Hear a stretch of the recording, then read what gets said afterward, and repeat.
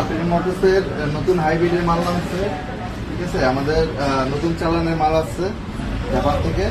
প্রতিটা মাল একদম ব্র্যান্ড নিউর মতো, প্রতিটা মাল একদম ব্র্যান্ড নিউর মতো। যদি আমরা প্যাকেটিং করে বলি যে মাল ব্র্যান্ড নিউ, তাহলে পাবলিক বিশ্বাস করবে যে মাল ব্র্যান্ড নিউ, কিন্তু আসলে এটা মাল। এবার আমাদের প্রতিটা মাল একদম ব্র্যান্ড নিউর মতো মালগুলো নামছে, ঠিক আছে। যার হাইব্রিডের মাল লাগবে, ঠিক আছে, তারা নিতে পারে।